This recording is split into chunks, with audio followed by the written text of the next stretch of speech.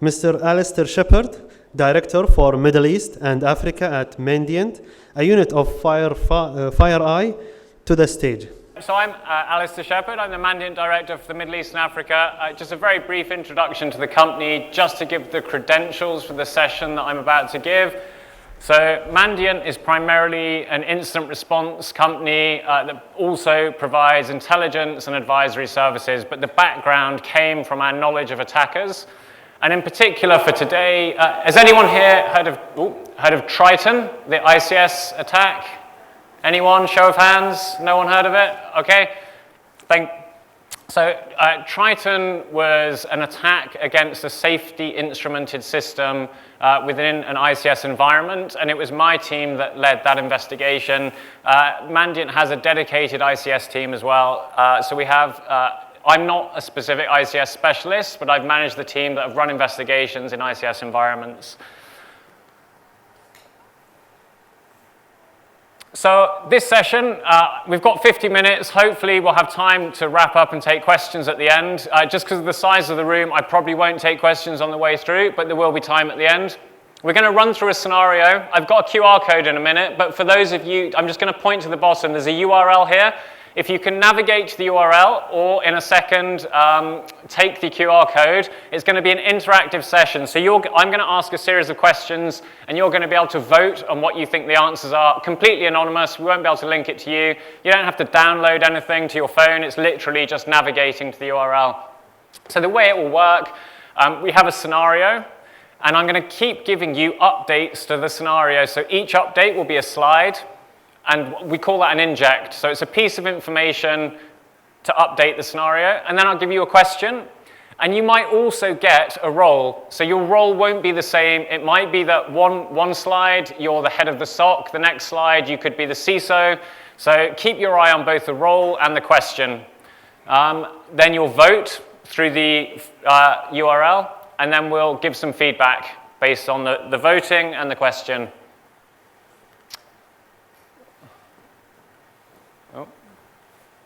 Okay, I'll leave this up for about 15, 20 seconds. For those of you who didn't get the URL, you can try the QR code.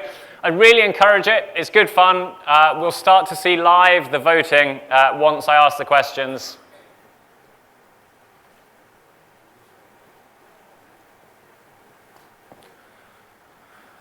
Okay. So, we're into the scenario.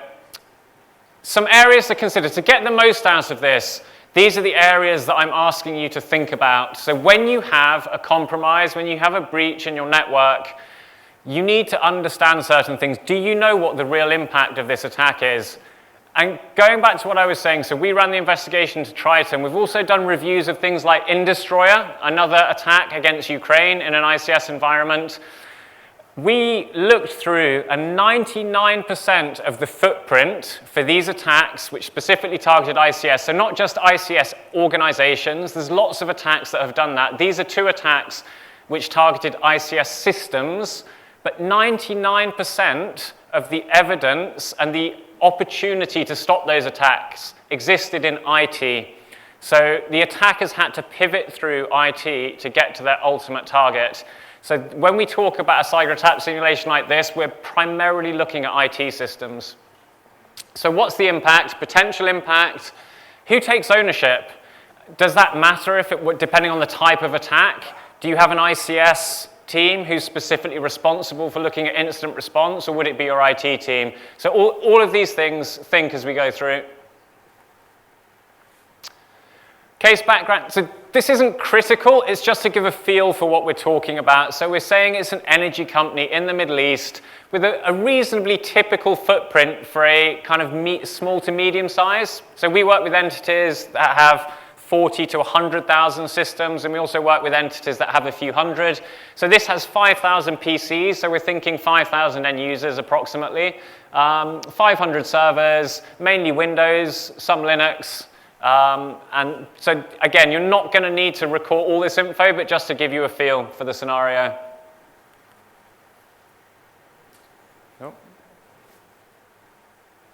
Okay, so on to the actual scenario itself. Role, you're the help desk manager. The IT help desk receive a call reporting a suspicious email. There is a link, but it has not been opened, and they didn't reply to it. So that's it. There was a suspicious email, had a link, wasn't clicked by this employee that phoned up. And the question is, should this be passed by the help desk to the SOC? Would you pass this type of information to the SOC if you were the help desk manager? So hopefully, when I click through to the next slide, can everyone see the voting? Has that now appeared? It should appear if you've gone through to the link. Anyone on the link can see this? Yeah, there we go. Right, we're just going to give 15, 20 seconds on this one.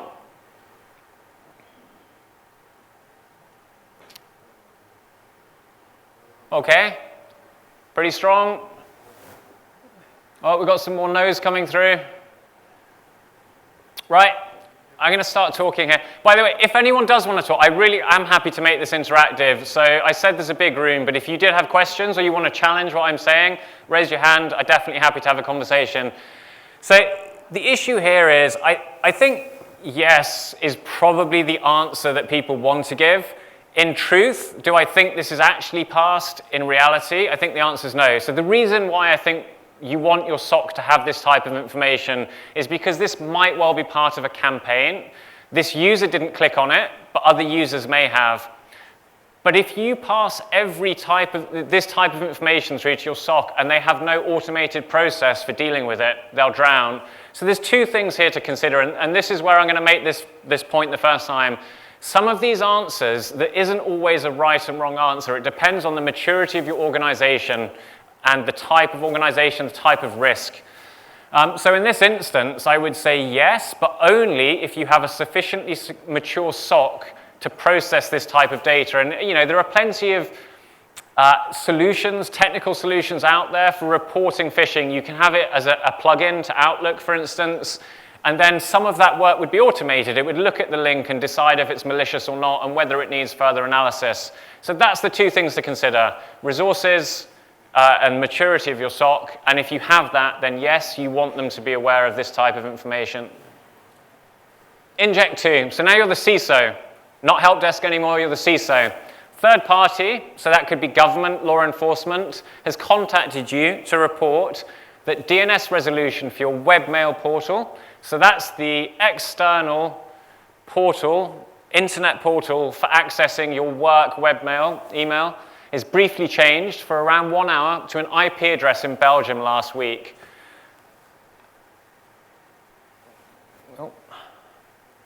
What should you do with this information? So the IP address changed, and a third party thinks that this is suspicious. You should do nothing. There's no damage. It's just an IP change. Reset the DNS panel account that controls your DNS settings.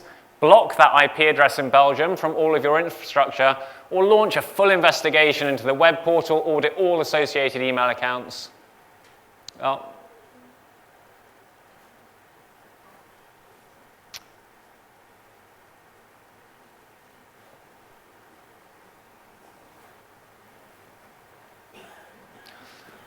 Just whilst we're doing this, I'm going to launch in quite quickly to the answer.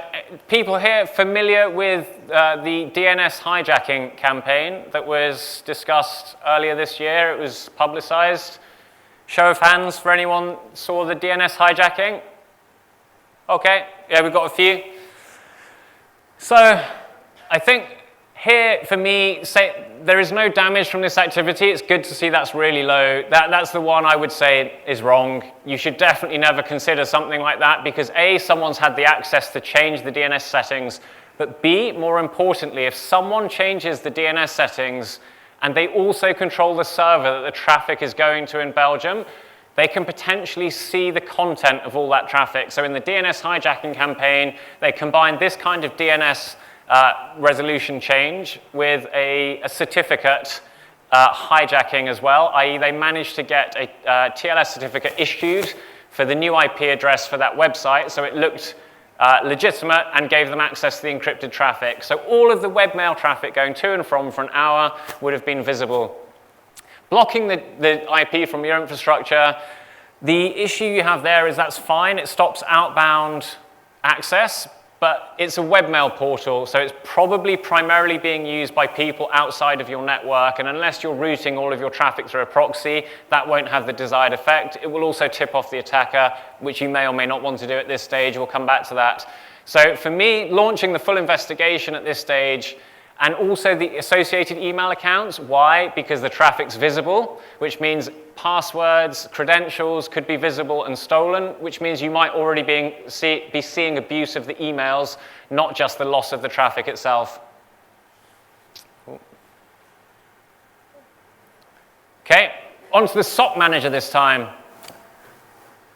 And again, a quick hint. So this is it's a single scenario we're talking about here, but we're purposefully jumping around to different bits of the organization. So you're a SOC manager, InfoSucker malware, which is a type of malware associated with a known APT group, APT, Advanced Persistent Threats, so probably nation state is what we're talking here. So a nation state group malware that can steal data. It's been identified just on 3 user systems. You reformat the machines, isolate the machines and the associated accounts, the Active Directory accounts, leave them online but monitor or remove all malware and return the systems to normal usage.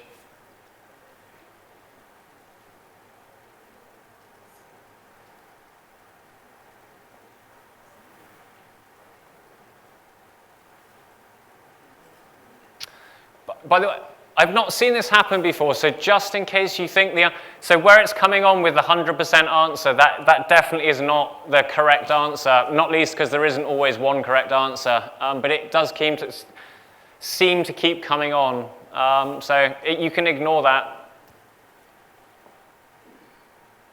Okay, so I'm going to jump in, keep the pace up. Again, this might be where people start to feel they want to discuss this more or to question. So please, anyone that wants to do that, put your hand up and we can have a conversation about this. So again, if I had to pick a wrong answer here, reformat the machine. So reformatting is going to lose all the evidence. We never, ever recommend that unless you've already taken an image or the logs and samples from the system. So out of the others, the most popular one, isolate the machines and all associated accounts. So that can be a good solution. Again, I think the maturity of most organizations wouldn't support this. And what I mean by that is, do you believe that within your organization, you could take 3 systems, leave them online so that the attacker can continue to interact with them and you can monitor that, but give your senior management assurance that they can't break out from that system, that they can't move laterally to other systems, that they can't cause further damage? So I think isolating machines, if you have the right maturity, it's a great option. And we love to work in environments where that can happen. You limit the damage and you continue to monitor the attacker. Leave the systems online, but monitor, investigate further. That's probably what we normally end up advising a lot of entities. And the reason for this is we don't want to tip off the attacker. So removing the malware and returning the systems, you show the attacker that you know, but the reality is it's very unlikely with an APT group, if they've already got to 3 systems, that you have found the only 3 systems that the attacker has managed to get to. So if you tip them off by taking that malware away, they probably have access elsewhere in your environment, and now they know that you are aware of their presence. So we're going to be saying normally leave the systems online or isolate the machines if you have that maturity. Just to preempt the normal question, because I can't see anyone putting their hand up. Here we go. The third answer is the best. We have to isolate the machine and leave the system online as well. Should be like that. Yes. The machine should be isolated and have restricted access to internet to monitor attackers and know what they are going to do, trying to do, keep monitoring. Yes. So we have to add isolate to this answer. Yeah. And we broke these out, and you're right, in reality, you may end up doing more than one of these things. We just wanted to make the point, I think. So, and the question here is just, the answer is probably a combination of isolate and leave online to monitor further, which I think is correct, absolutely. But most organizations, the vast majority, cannot isolate systems in a meaningful way. So what I mean by that is that it looks to the attacker like they haven't been isolated, that they have ongoing access, because that's the point of doing it, and have assurance that they've limited the risk. So if you can do that, that's great, but a lot can't, which is why they're broken out separately. Yes, and the point I was just going to make as well is there's a risk judgment. So above all, we are an incident response company. We're going to advise victims, effectively, the clients that we work with, based on our experience and best practice. But as the target, as the victim, you know the value of the data and the value of the system, or at least you should do. So you might say, it doesn't matter if we tip off the attacker. This system is so critical, we cannot allow an attacker on it for any amount of time. And that's fine as well. That is absolutely the sorts of decisions you should be making. Okay, on to Inject 4. So you're a network engineer now. So you're not specifically security-based. And a suspicious connection has been identified between an internal file server and a third-party supplier IP address. So one of your vendors seems to have a direct connection to an internal file server. It shouldn't have any external connections, and the supplier has no reason to access the data on the server. So it's not a server that's been dedicated for sharing data with a third party. What action should you take? Block the connection, block all access from that particular supplier, isolate the server on a VLAN and monitor, or take no action at this time.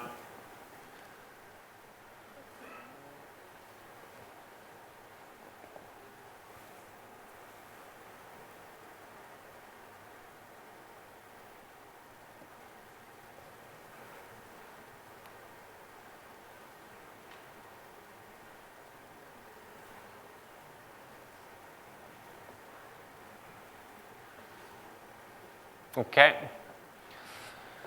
Seeing this, so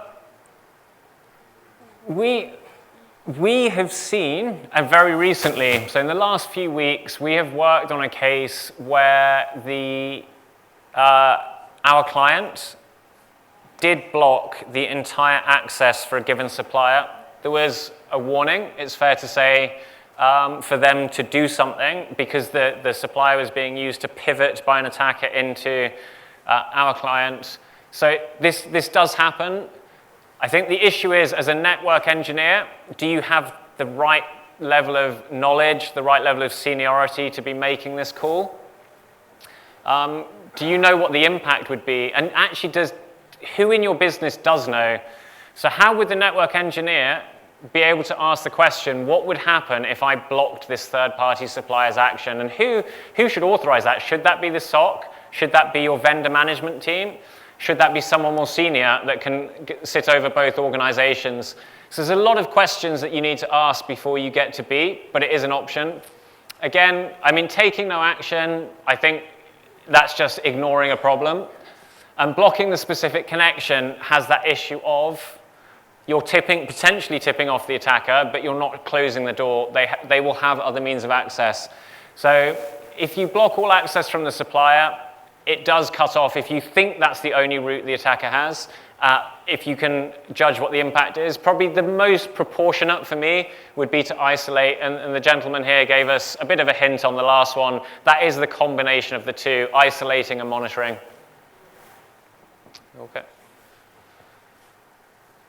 Okay, so now you're the CEO, and we're changing tack a little bit here.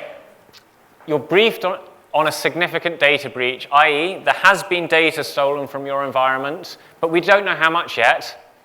It's got personal data, it has client information, and it's been accessed and likely exfiltrated, i.e. taken out by the attacker. So the question is,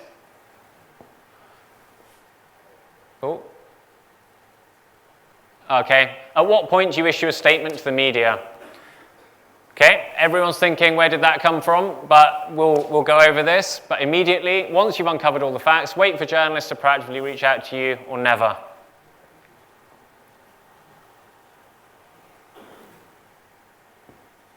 If we remember, there's a lot of unknowns in there.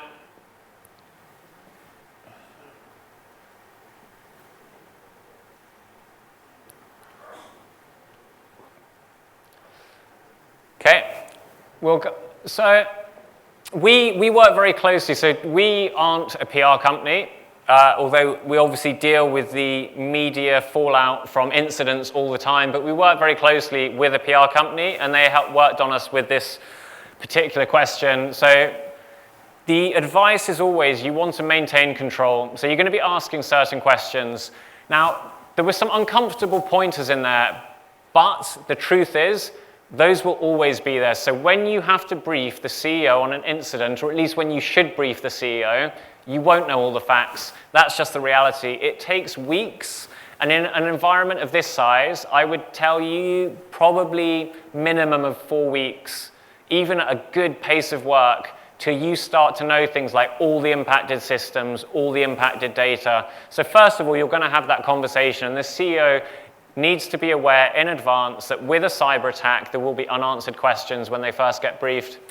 But going back to the PR point, you want to maintain control. So what are you asking? You're asking, is this going to become public, and when do I think it will be made public? Now, in region, I think the true answer is never. I've never, ever worked with a client in region who made an announcement to the media, in MEA, in the Middle East. In Europe, we see it a lot more, and under GDPR, so GDPR is the General Data Protection Regulation in Europe, but it applies to any entity globally processing European citizen data. So it applies internationally, and that might mean that you see more firms who are theoretically obliged to declare, but I still haven't. We often see law firms, so I think in Middle East, never is the answer that I see pretty much universally. But if it is going to come out, and we see these incidents come in the press, you think it hasn't been made public, but it might be a week later, a month later, 6 weeks later. And if that comes out through a leak rather than through a statement, then you've lost control of that story, and it's also very negative publicity. And we've seen some incidents where the victims have come out of it very positively because they've taken control of the media story. So you don't want to go too early. If all you can say is, we don't know what's going on right now, but we've had an incident, that's too early. But if you wait till every single fact is uncovered, the likelihood is that will be too late. So you need to ask 2 questions. Is this going to come public? What is our policy on this? Are we going to ever make a public statement? And in region, I think the answer is normally no. And if you are, then you have a decision to make. When do we know enough to sound credible, even if we don't have all the facts? Okay, so CIRT, the Cyber Incident Response Team, Computer Incident Response Team, a further 23 machines. So we had 3 systems originally. Now the Incident Response Team is seeing 23 machines being identified, beaconing out to the InfoSucker command and control server, including 1 domain controller. That means that the domain controller has been compromised, and that's likely giving access to the entire environment. 2 VPN accounts have also been identified as compromised, which means attackers can come in using legitimate credentials, and one of these is linked to a domain administrator, which is what you might expect if you have a compromised domain controller. And even worse, only 30% of the environment has been scanned for these IOCs right now. What is the best course of action at this stage? Begin remediation, i.e. remediation means kicking them out and rebuilding all impacted systems. Enterprise password reset, but continue to investigate the systems, i.e. protect your accounts, your legitimate accounts, and just address the systems. Continue to investigate, keep watching, but don't do anything just yet. Isolate critical systems, continue analysis, and prepare for later remediation.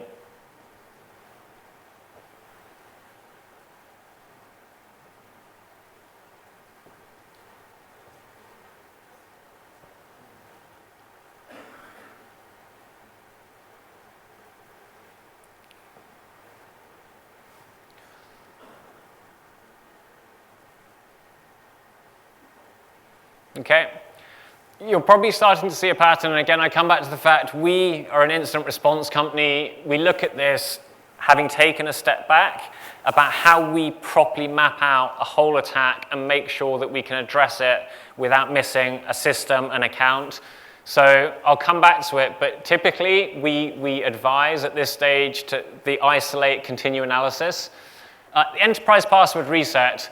Now, I would say around 30% of the time we get called in, the security or IT team has already conducted an enterprise password reset. Now, everyone knows that's going to be a real pain. It's a pain for the team administering it, and it's a pain for the organization. It's completely visible to senior management.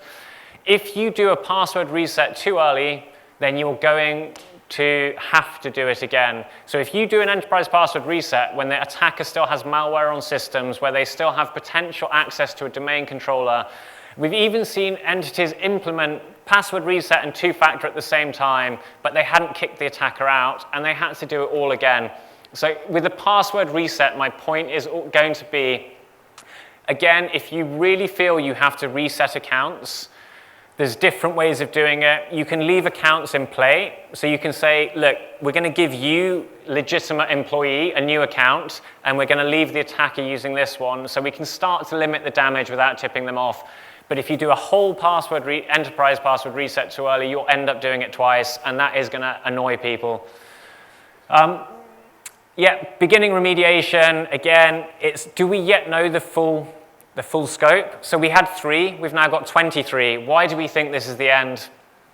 And then continue to investigate, take no remediation action. So remediation is something we're going to come back to at the end, but it's something you should be thinking about from day one.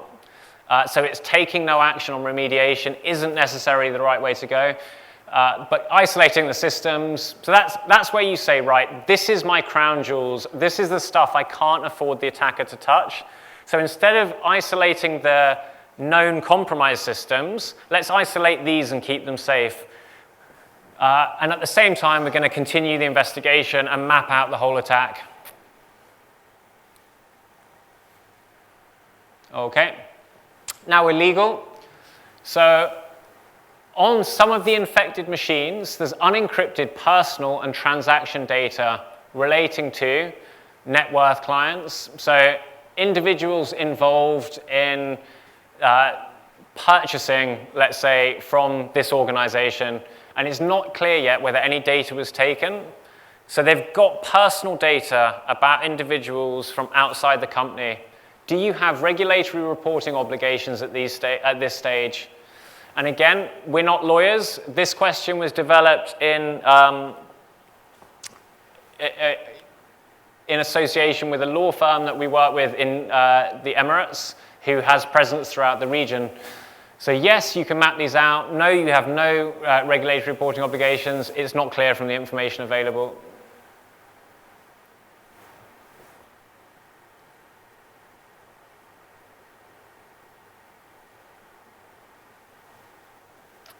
Question. Oh, 5 minutes. Okay. Sorry, it's not a question. Okay, we're going to race through this.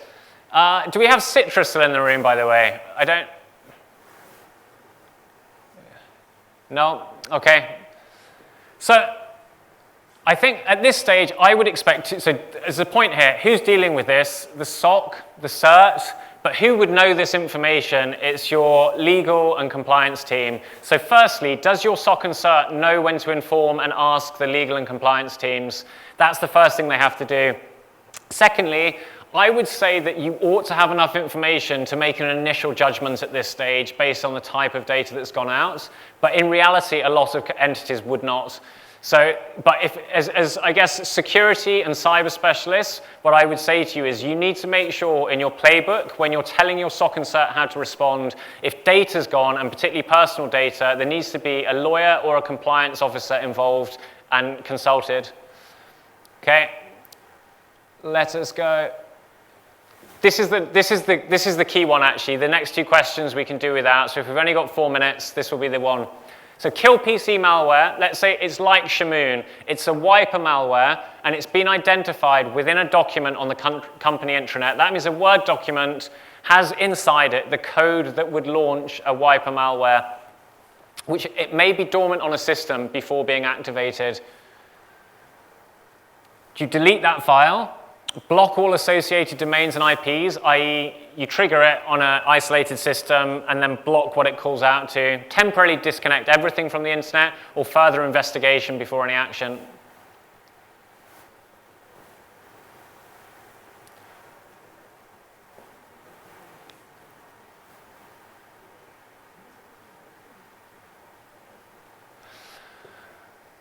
Okay, we'll give it 10 seconds. So my point here is this is an absolute nightmare to answer. So people will be aware of NotPetya, where there was a kill switch, which meant that as long as the malware could call out to the known IP address, then it wasn't going to trigger, and if it couldn't, it would. We've seen wiper malware configured with timers, with kill switches, and at this point, you don't know the answer. So this is terrible to stand on stage from an incident response company telling you, I don't know what to do, but this is a nightmare situation. It's going to take you minimum days, probably, to get any kind of reverse engineering. So here is my advice to you. If you run any kind of scenario with your board or executive, I would urge it to be around wiper malware. For this region, we know it happens. We know it targets particularly oil and gas, but anything ICS related. And the decision on how you react needs to be your board taking a business impact decision based on technical risk. So they need to be pre-briefed to understand the technical risk, because if you delete this document and it had a kill switch that meant at the point it can no longer call out, it will trigger, then you trigger the malware. So there's going to be a lot of unknowns, and you want a very well-informed board to make decisions that based on a pre-discussed scenario. And we could go into that in more detail, but that's my key point. So I just take it through to the end. Ooh. So remediation, I'll summarize. So slide 9 asked, can we go back? There we go. Here we go. So remediation, we're not going to vote because I'm out of time. But just to say, I mentioned early on, remediation, you think about from day one. So here's how remediation should work. You know that you've got an incident.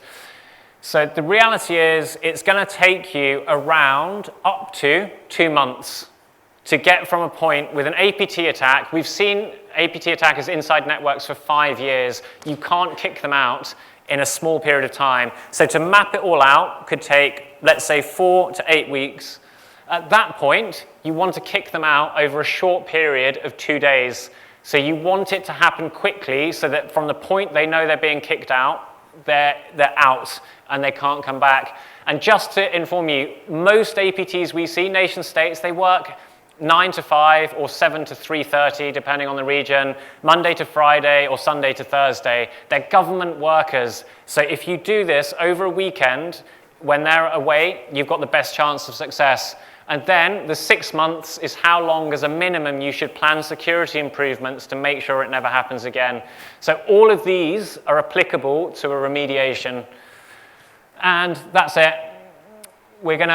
I'm out of time, so there's a little summary which I'll just put up, but it basically says, here's a summary of what happened. This is 90% based on an incident that we've looked at. We've thrown in some extra pieces, but even the kill PC, we did find a Trojanized document on a company SharePoint. It didn't have wiper malware in it, just had a backdoor in it. So the attacker had thought, if we get kicked out, we'll leave this here. And at some point, any point in the future, if anyone opens this document, it gives us another foothold back in. So all of this is based on investigations we've run. They're all techniques we see, and it's all sort of credible and realistic. And on that point, I can see if there's any questions, but I think I have to stop talking.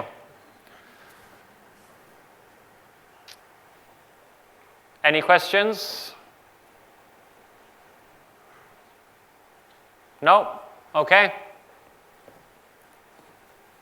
Well,